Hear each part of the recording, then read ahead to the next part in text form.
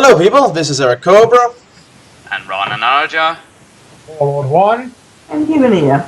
And this is Let's Play Lone Wolf Blind. Can anyone remember what happened last time? We were about to enter a very dark-looking building or city, was it? Castle. Yeah, Morgaruith, that giant fortress. Yep. And if I remember correctly, last time you decided to use your newly acquired disguise to facilitate getting in. Yes. Remember correctly? Yes. Because we are master in disguise. Huh. Turtle. Right. What? Turtle. Shut up and continue. Duck, duck, goose. I said shut up and continue. Quickly, you unshoulder your pack and remove the Cener robe and mask. The garment and the mask still bear the vile smell of the creature that once owned them, making you hesitate before putting them on. But you are determined to enter Morgaruith, undetected, and by wearing the Cenerese outfit, you hope to achieve the aim. You may delete the Cener robe and mask from your backpack, but do make a note somewhere that you are wearing them. Once you have donned your disguise, you crawl to a clump of dense foliage at the edge of a forest and wait patiently for your opportunity to act. Eventually, your patience is rewarded when you spy two Vashjak approaching Morgaruith from the Scarlet Trail. They are leading on a chain what appears at first glance to be a man, although this impression is soon dispelled when they draw closer to your hiding place. Trailing behind the Vashjak is a creature with no free will of its own, a being that was once human but is now consigned to the twilight world of the undead. The sight of this stiff-limbed zombie propelling itself forward on withered grey limbs fills you with revulsion and pity. With difficulty, you suppress your anger at that and the creature who caused this transformation, and as the Vashjak draw level, you emerge from the foliage and order them to stop. At once the rat men obey, deceived by your disguise and your command of a Cenerese dialect. Nervously, the red eyes regard you and they shuffle uneasily as they wait for your next command. Do you wish to ask them what they are doing, or do you wish to order them to accompany you into Morgaruith? I suppose maybe we should ask them what they are doing exactly.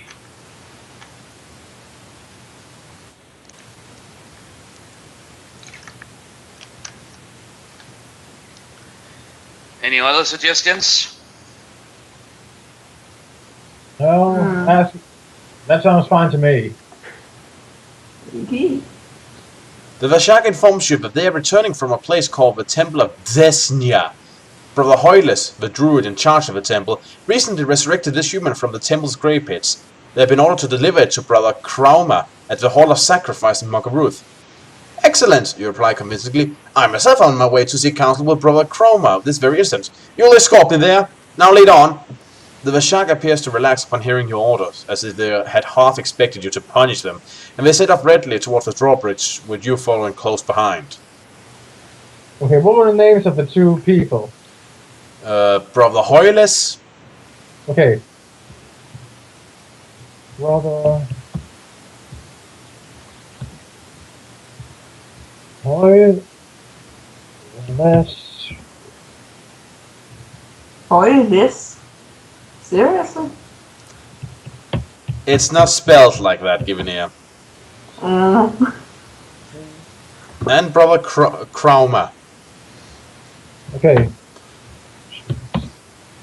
Seriously, Brother Krauma? Krauma. Trauma. Let's move on. Yeah, seriously, he's one letter from actually being named Trauma, but maybe he's so, well, terrifying. But yeah, as Givenir said, let us be on our way.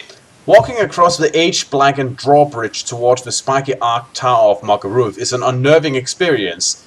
It is as if you're walking along a blackened tongue towards the gaping throat of some gigantic dragon. On either side, the bubbling moat releases foul fumes, which fills your nostrils with a terribly sugary stench that clogs your lungs and blurs your vision. You draw upon your Magna Chi skills and your vision clears, but the sight which lies ahead looks no more inviting than it did before. At the tower, you are challenged by a troop of Vashjak guards. Using your Magna Chi disciplines of animal control and pathmanship to aid your deception, you inform them that you have come to deliver the zombie to Brother Krauma at the Hall of Sacrifice. Immediately, the guards scurry aside, bowing subserviently as they part to allow you entry to the great keep of Morgaruith. The great flagstone square echoes with the rhythmic thump of marching troops and the squeal commands of the Vashak sergeants. Your first concern is to part company with your undead companion as soon as you can, for his presence is already attracting attention from the passing Vashak. An empty storehouse becomes his new home, and, after you have paused to bolt the door, you make your way stealthily towards the staircase which descends to a grand portal set into the base of the stronghold's citadel. You have reached the north side of the keep when you are unexpectedly confronted by 3 Cener druids, who turn a corner and come walking towards you in a line abreast. To avoid them, you are forced to sidestep quickly into a shadowy doorway. From the darkened doorway, you watch the activity taking place in the keep, hoping to see something that will help you locate where in Mokaruth the Cenerese are producing their deadly plague viruses. From out of the milling crowds of Vashak, there suddenly appears a small group of red-robed Cener druids. They are talking to each other as they walk towards your hiding place. Quickly you pull away from the open doorway and retreat deeper into the building. A narrow corridor takes you to a flight of steps which descends to where a passage crosses your path. An ornate painted sign, written in Cenerese, indicates what may be found at the edge of each passage. Your Magna skills enable you to read this sign. The arrow pointing to the left reads library, the arrow pointing to the right reads laboratory. So is to go to the library or to the laboratory? Laboratory. Laboratory. I will have to concur.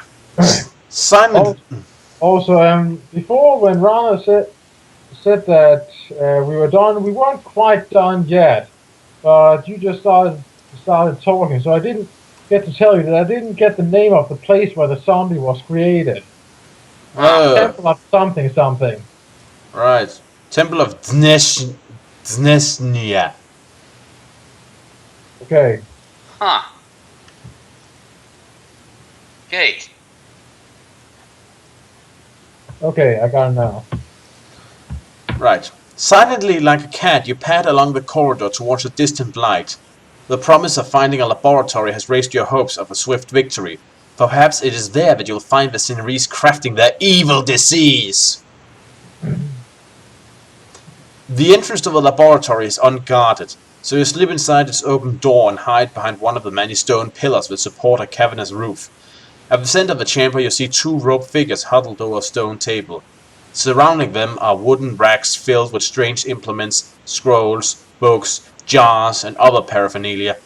They appear to be tending to a large frog-like creature, which lies spread-eagled upon the table, its limbs secured by coarse ropes. Oh shit. I sort of remember what that spread eagle involves. Oh god. Whatever.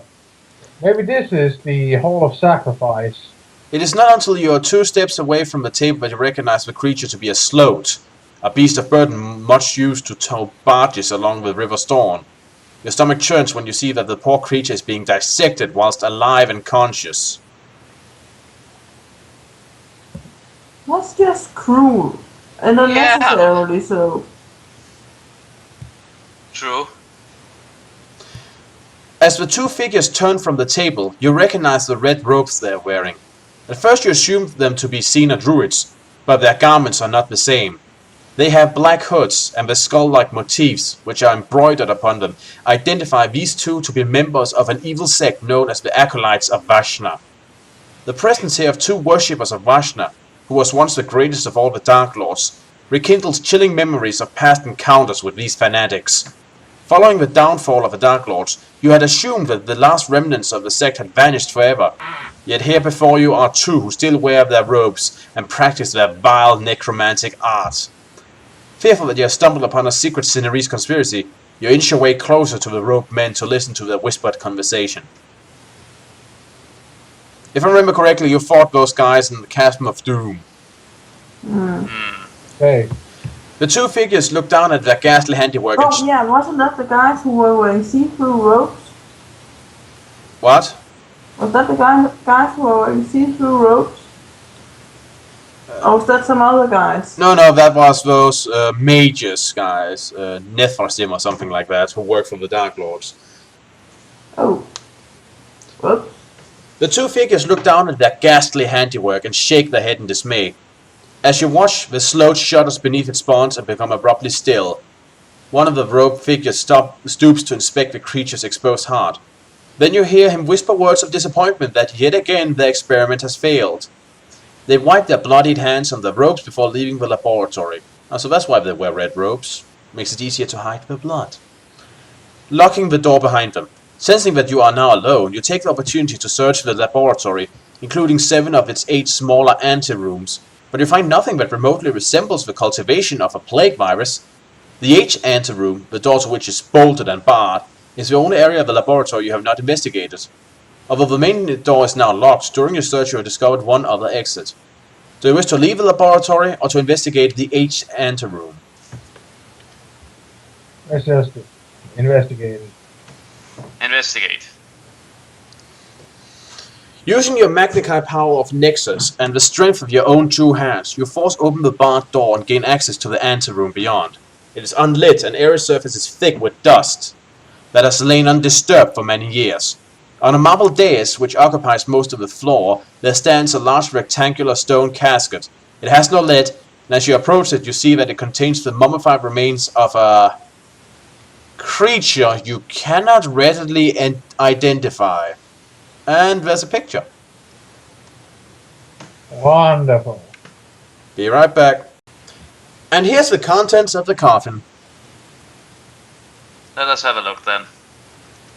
Oh, crap. So if this is some eldritch or Cthulhuid monstrosity, then Wouldn't exactly call it that. what in the name of? Okay, looks It like appears to some. be grabbing us. Yeah. Also, demon hound. Anyone? You know, like that demon hound god that we had to fight at some point. Huh. You can feel no evil in the vicinity of this corpse, and your senses tell you that there's nothing other than yourself alive in this room. Confident in this knowledge, you lean forward to examine the corpse. Okay. Without warning, a powerful spike of psychic energy penetrates deep into your mind. Its icy cold attack numbs your senses and leaves you trembling helplessly with shock. You lose 6 endurance points. Reading from the unexpected onslaught, you struggle to erect a mind shield as the mummified remains of the corpse slowly stir into life. Suddenly, a claw-tipped limb snakes towards your throat and grabs you in a choking, vice-tight grip.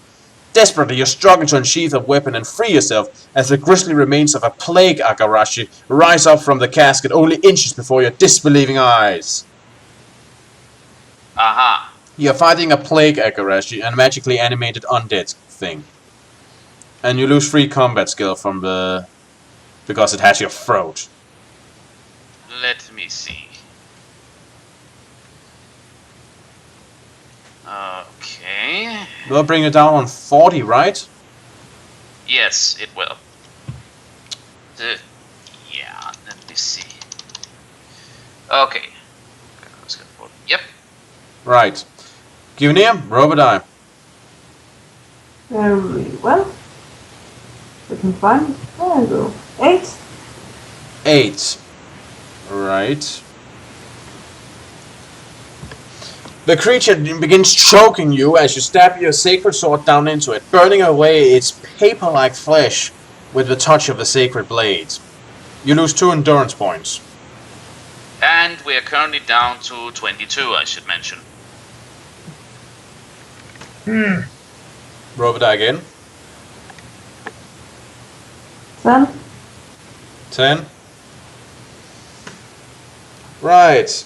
You manage to temporarily free yourself from the long tentacle coiling out from its stomach and stab it right in its head, hoping that will kill it. It doesn't, but it is wounded. Roll a die.